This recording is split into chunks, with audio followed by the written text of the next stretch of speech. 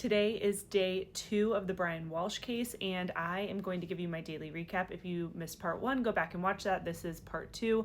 We're getting into more of Nicholas Guarino's direct examination and everything that he downloaded from all of the Apple devices.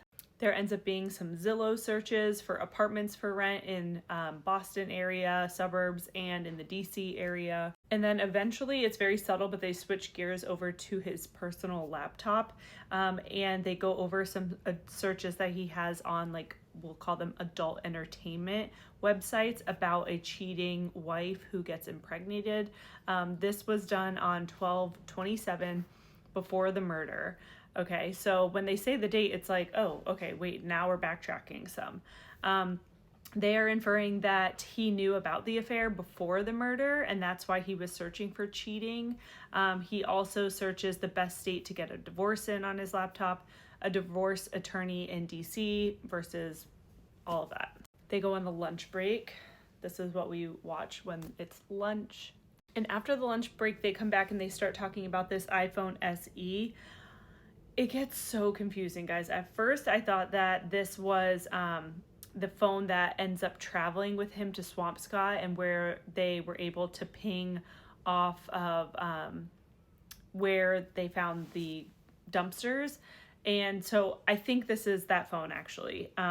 But I'm still a little, confused because there are a ton of Apple devices and they don't name them or label them. The other thing I wanted to say is, because this is Norfolk County, we have Miss Gilman back, and she is the woman who does all of the tech for the DA's office there and for the prosecution team, and she worked on the Karen Reed case too, so it's funny just to hear her name a bunch. So the lock and unlock data is all of that. They get all of that from this phone. It's charged, it's plugged in, it's manipulated a bunch the morning of January 1st. Eventually it led to what Guarino is testifying to: 7 bags of rug, metal, tissue, and hair.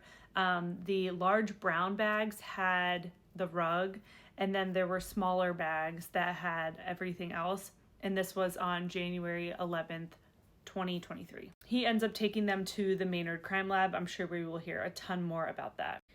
Then we get into the cross-examination by Tipton. Once again, really great lines of questioning with the facts that he has to work with. He comes to the stand here, the podium that he's at, with no notes or notebook or anything, which was like, wow, we just went through hours of a really detailed direct examination. So what are you about to do? He goes into the methods a little bit about how the warrants were obtained. And I thought I had seen things in the media pre-trial that there were some issues with how the evidence was collected.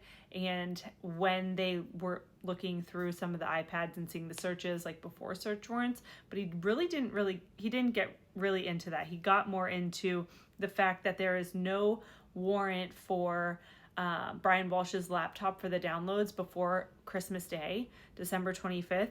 So they weren't able to search anything about the murder being premeditated before that point.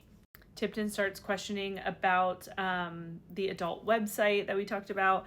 He says that it wasn't a search, and Guarino confirms, no, it wasn't a search. It was just, that was the title of the video that was clicked on. So I think it was really important for him to clarify that.